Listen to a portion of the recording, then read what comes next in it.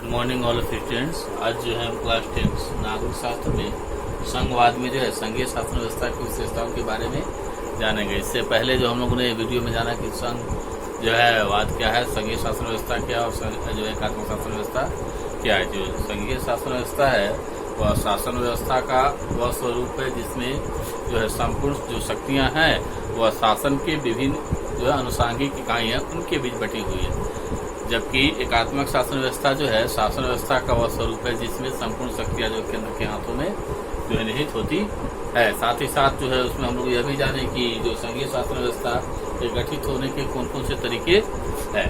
और हम जानेंगे कि संघीय शासन व्यवस्था जो है कैसे जो है अन्य शासन व्यवस्था से बेहतर है।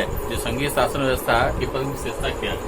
पहला संघीय शासन व्यवस्था की प्रमुख विशेषता है वह सरकार 2 या 2 से अधिक स्तरों वाली होती है। संघीय शासन व्यवस्था में जो है सरकारें जो है 2 या 2 से अधिक स्तरों की होती है। दूसरा, दोनों सरकारों का अपना अपना अधिकार क्षेत्र होता है। जो संघीय शासन व्यवस्था में जो सरकारें होती है, जो संघीय ढांचे में जो विभिन्न जो स्तरों की जो सरकारें होती है उनका अपना अपना अधिकार क्षेत्र होता है। भारत में जो है 2 स्तरों की सरकार है, केंद्र और राज्य। इन दोनों का अपना अपना अधिकार, इन दोनों को अपना अपना अधिकार क्षेत्र, उन दोनों का अपना अपना अधिकार क्षेत्र है। तीसरा, सभी सरकारों से संबंधित स्तरों पर शक्तियां संविधान से प्राप्त होती है। जो सभी स्तरों पर जो संघीय शासन व्यवस्था में जो सभी सरकार को जो है स्तरों पर शक्तियां जो संविधान द्वारा प्राप्त होती है। जो भारत में जो है वह 29 राज्य और 28 राज्य और 9 केंद्र शासित प्रदेश हैं। इन सभी को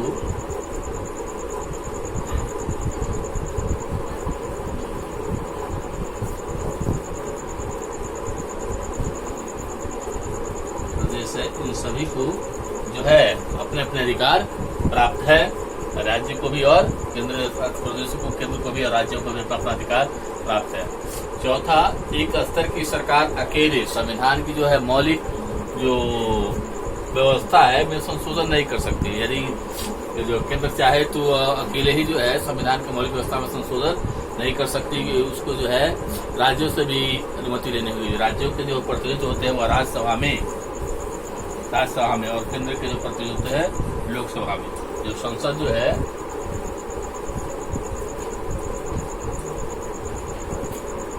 तीन चीजों से बना होता है, राष्ट्रपति,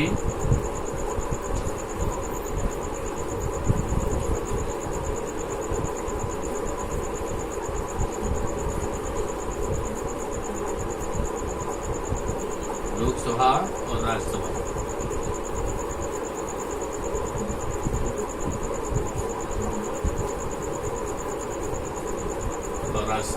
जो संविधान की जो मौलिक व्यवस्था में संशोधन करने के लिए कोई एक अकेले व्यवस्था नहीं कर सकते। यदि केंद्र जो है, क्योंकि केंद्र में का जो प्रतिनिधि वो लोकसभा होता है वो अकेले कर सकते, क्योंकि राज्यों से भी जो अनुमति लेनी होती है। और राज्यों के जो प्रतिनिधि होते हैं वह राज्यसभा में विभिन्न राज्यों के जो है प्रतिनिधियों द्वारा राज्यसभा के सदस्यों का चुनाव होता है। इसीलिए जो है राज्यसभा से भी जो है अनुमति लेना आवश्यक है। पांचवा है, न्यायालय को संबंधित जो है न्यायालय को संविधान की व्याख्या और सरकारों के बीच विवादों का हल करने का अधिकार है। एक संघीय शासन व्यवस्था में जो है स्वतंत्र न्यायपालिका होती है। जो सरकार के बीच जो विवाद होता है उसको हल करने का जो भी अधिकार होता है। कभी कभी केंद्र और राज्य या एक से अधिक राज्यों के बीच विवाद उत्पन्न हो जाता है और यह विवाद का समाधान जो न्यायालय द्वारा होता है। तथा वित्तीय स्वायत्तता तय करते हुए प्रत्येक स्तर पर सभी सरकारों को स्रोतों के अलग अलग राजस्व के स्रोत है। जो वित्तीय स्वायत्तता के अंतर्गत है केंद्र और राज्य के जो है अलग अलग जो है आय के स्रोत है। वह विभिन्न स्तरों पर जो है कर लगाकर जो है राज्य अपने धन की वाही करती है। जो 7वां है तो संघीय शासन व्यवस्था का उद्देश्य दोहरा होता है। पहला जो है देश की एकता की सुरक्षा करना, क्षेत्रीय भावनाओं का आदर। जो संघीय शासन व्यवस्था है जो उसका जो है 2 उद्देश्य होता है। एक होता है, पहला उद्देश्य होता है एक जो है देश की एकता की जो है सुरक्षा करना और क्षेत्रीय भावनाओं का आदर करना। अब जो हम देखेंगे कि भारत में जो है संघीय शासन व्यवस्था के अंतर्गत जो है भारत में शक्तियों का विभाजन और संघीय शासन व्यवस्था के अंतर्गत किस प्रकार किया गया।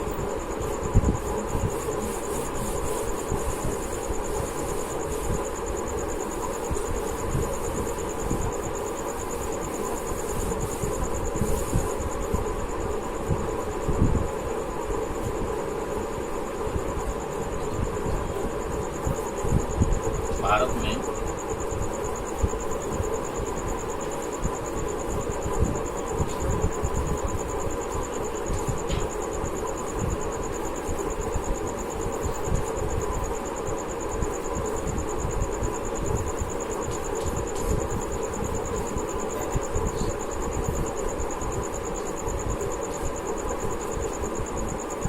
व्यवस्था के अंतर्गत संघीय शासन व्यवस्था के अंतर्गत जो है शक्तियों का विभाजन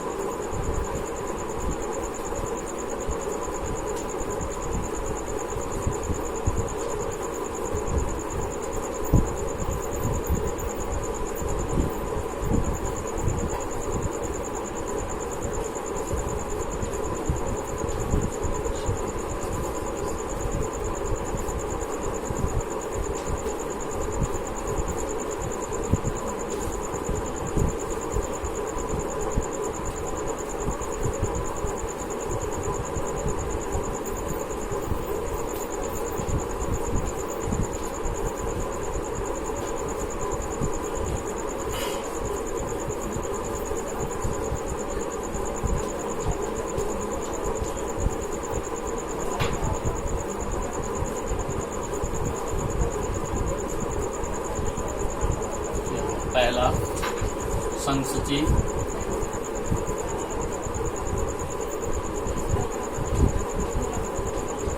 राज्य सूची,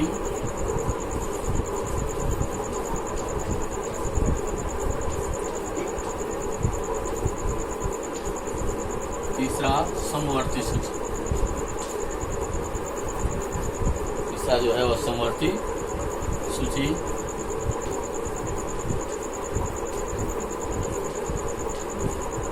चौथा जो है वह अवशेष सूची।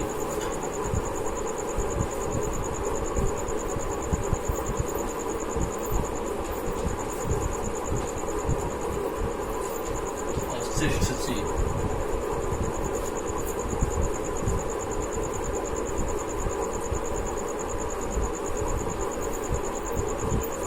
जो संघ सूची के अंतर्गत जो है केंद्र जो है राष्ट्रीय हित को ध्यान में रखकर जो है वो कानून बना सकती है। लगभग जो है 97 जो ऐसे विषय हैं वह जो है केंद्र उस विषय पर कानून बना सकते हैं। जो संघ सूची के अंतर्गत जो है प्रतिरक्षा,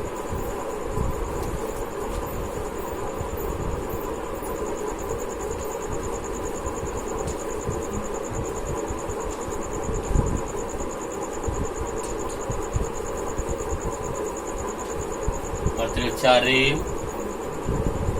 विदेश मामले,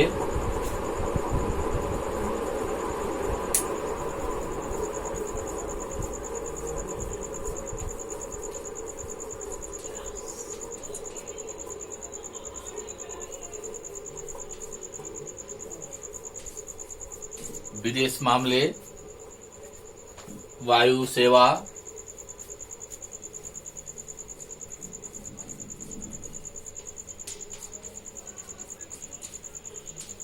सेवा, विदेशी व्यापार और मुद्रा।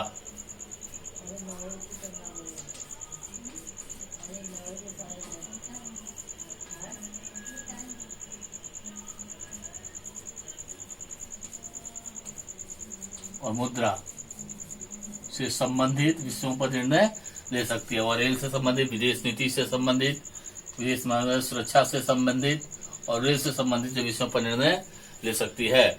दूसरा है राज्य सूची। राज्य सूची के अंतर्गत तो राज्य जो है क्षेत्रीय हितों को ध्यान में रखकर भी जो है वह जो है जो कानून बना सकती है। जो राज्य सरकार को जो है लगभग जो राज्य सूची के अंदर लगभग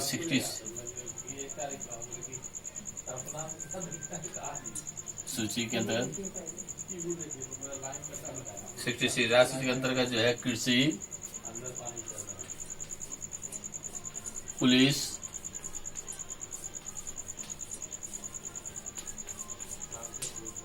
कृषि, पुलिस,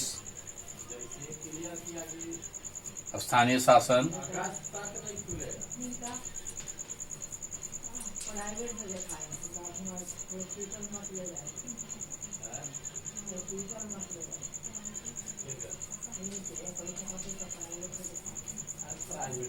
स्थानीय शासन, भूमि,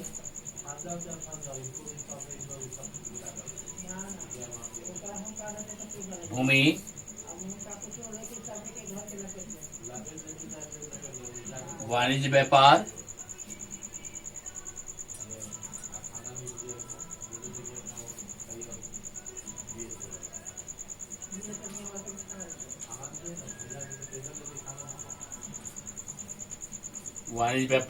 और पशुपालन।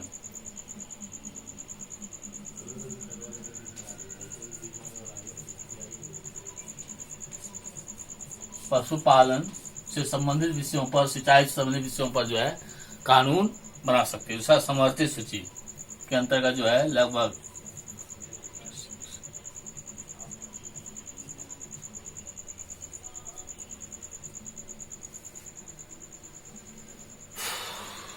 66 विषयों पर जो कानून बना सकते। इसमें जो है वन संपदा, हस्तांतरण,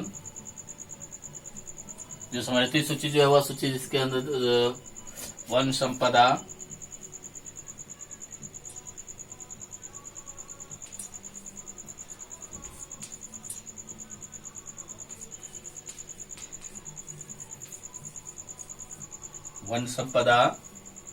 मजदूर संघ,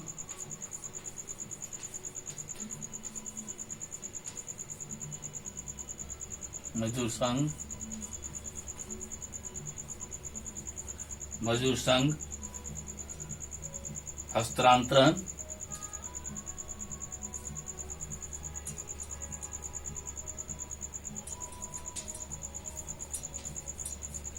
हस्तांतरण, तथा गोद लेने एवं उत्तराधिकारी से संबंधित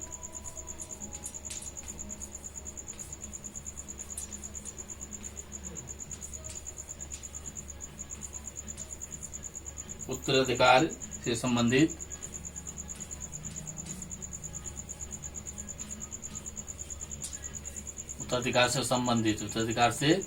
संबंधित विषयों पर जो कानून बना सकती है।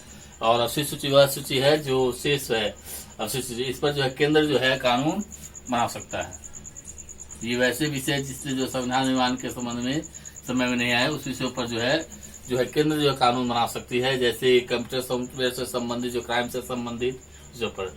अब देख संघ सूची के जो है वह सूची के अंतर्गत जो है वह सूची जिस पर केवल केंद्र को कानून बनाने का अधिकार, और राज्य सूची वह जो ऐसी सूची जिस पर जो है केवल जो है राज्य को बनाने का अधिकार। समवर्ती सूची वह सूची है जिस पर केंद्र और राज्य दोनों मिलकर जो कानून बनाती है, परंतु यदि कोई कानून विवाद में होता है तो केंद्र द्वारा ही कानून होगा, और अवशिष्ट सूची के अंतर्गत जो केंद्र जो है केवल कानून बना सकती है।